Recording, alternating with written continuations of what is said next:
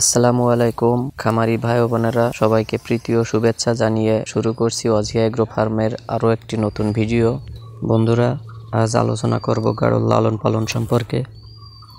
গাড়ল লালন পালন করতে হলে সর্বপ্রথম আপনাকে এর পিছনে অনেক সময় ব্যয় করতে হবে, কারণ গাড়ল বেশি খায়। আপনি সকাল 8টা বা 9টার দিকে মাঠে নিয়ে আসলেন, 3-4 ঘন্টা খাওয়াতে হবে, এরপর বাসায় নিয়ে যেতে হবে, 2-3 ঘন্টা রেস্ট নেবে, তারপর আবার মাঠে নিয়ে আসতে হবে। কারণটা হচ্ছে, মাঠে যদি না নিয়ে আসেন এরা প্রচুর ডাকাডাকি করে। এদের ডাকাডাকিতে আপনি নিজেই বিরক্ত হয়ে যাবেন। তাই গাড়ল পালন করতে হলে সব কাজ ফেলে গাড়লের পিছনেই সময় দিতে হবে। এরকম যদি মন মানসিকতা থাকে তাহলে আপনার জন্য গাড়ল খামার, আর তা না হলে গাড়ল খামার আপনার জন্য নয়। গাড়লে নিজেরা ঘাস ছিঁড়ে খেতে পছন্দ করে, লতা পাতা।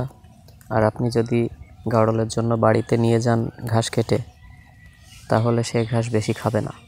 এরা মাঠে চড়ে খেতে পছন্দ করে।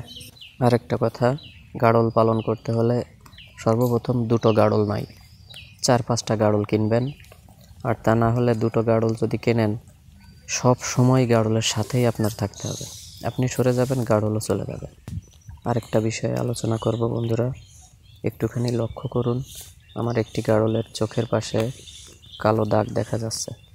এটা মূলত হয়, গাড়ল যখন রাতে ঘুমোয় এদের চোখ দিয়ে একটু পানি ঝরে, আর পানি ঝরে ঝরে ওখানে জমা হয়।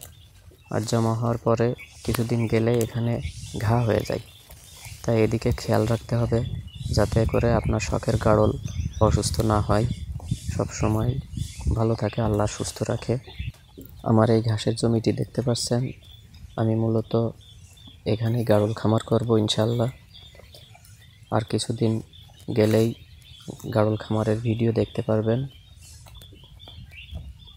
নতুন ঘর, নতুন গাড়ল, আমি আরও কিছু গাড়ল কিনে নিয়ে আসবো ইনশাল্লাহ। এখানে শুধু গাড়ল খামার নয়, গরু, মুরগি, আমি এখানে একটা খামার বাড়ি করার চিন্তাভাবনা আছে ইনশাল্লাহ। সবাই আমার জন্য দোয়া করবেন। সবাই ভালো থাকবেন। আজকের মতো বিদায় নিচ্ছি। আল্লাহ হাফেজ।